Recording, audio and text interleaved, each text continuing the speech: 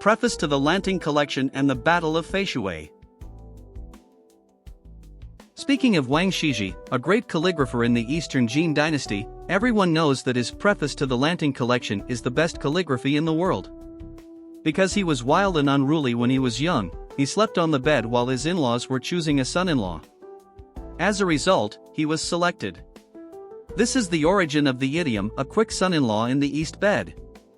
And his calligraphy, which is regarded as a masterpiece of calligraphy by later generations, such as Kuai Qing Tai, Ping Tai, Hiru Tai, Feng Ju Tai, etc., are actually short messages from that time.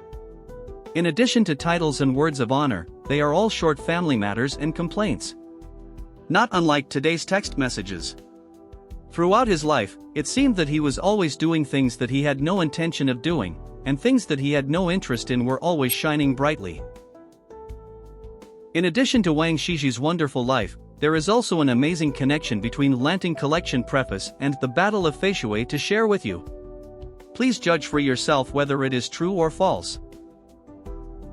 Since childhood, Wang Xizhi studied calligraphy from Mrs. Wei, a master of calligraphy at that time who was famous for her small regular script with hairpin flowers. Mrs. Wei taught him the mental techniques for writing dots, vertical strokes, ge, na, etc. as follows. Point, like falling rocks from a peak. 1, like clouds forming thousands of miles away. Vertical, like a long-lived withered vine. Peer, like a land-broken rhinoceros. Ge, like the hair of 100 June crossbows. Na, like crashing waves and thunder. In the 9th year of Yanghe, the 50-year-old Wang Xizhi had already enjoyed the reputation of the sage of calligraphy. He wrote a unique work, the preface to the Orchid Pavilion collection, with a rat whisker pen and silkworm cocoon paper after being drunk at the Orchid Pavilion in Shanin, Kuai. It goes without saying that the calligraphy is beautiful, and even the literary talent is superb. After he sobered up, he tried several times, but was unable to write to the same level again. This shows that he was like a god at that time, and the original book is extremely precious. It is a pity that the original version of Lan Tai has been lost long ago, and all the surviving copies are copies, among which the Shenlong version is the most famous. It is said that Emperor Taizong of the Tang dynasty ordered Xiaoyi to go to the temple to deceive Lan Tai from the monk Biansai and then take it to the tomb for burial, but this is actually false. Where is the original? Xian, who had attended the Lanting gathering with Wang Xizhi, was still a young man at the time, but 30 years later he was already the prime minister of the Eastern Jin Dynasty. At this time, Fu Jian of the former Qing dynasty led an army of 250,000 to the south, preparing to destroy Jin in one fell swoop and unify the world. Xian ordered his nephew Xie Xian and others to lead 80,000 Beifu troops to meet the enemy. The two sides faced off on both sides of the Fei River, and the war was imminent. According to historical records, Xie Xian said to Fulong, the commander of the Qin army at that time, the confrontation between the two armies will last for a long time. How about you take a few steps back and let me cross the river and land on the bank, and then fight to the death?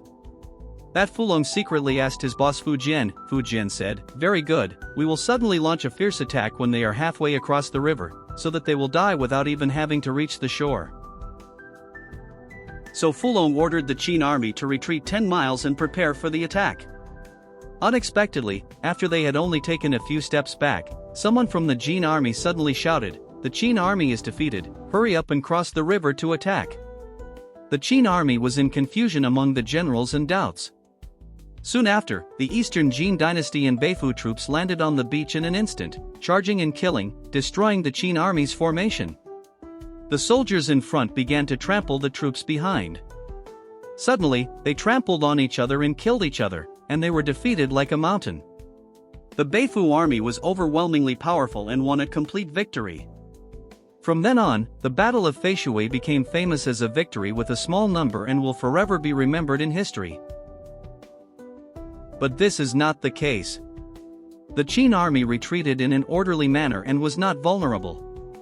However, what was surprising was that the Jin army landed so quickly, especially the 21 martial arts masters at the head of the formation. Each of them was like a rock falling from a peak. The rhinoceros was cut off, the waves crashed and thunder ran, as if they were in an uninhabited land, killing the Qin army so that they had no chance to fight back. they could only flee desperately and trample on each other.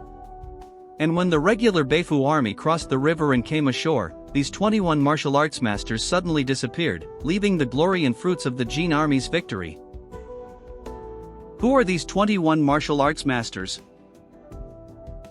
It turns out that the authentic copy of the preface to the Lanting Collection was in Xie Xian's hands at that time. With the enemy outnumbered, he made the worst plan in case he was defeated and captured.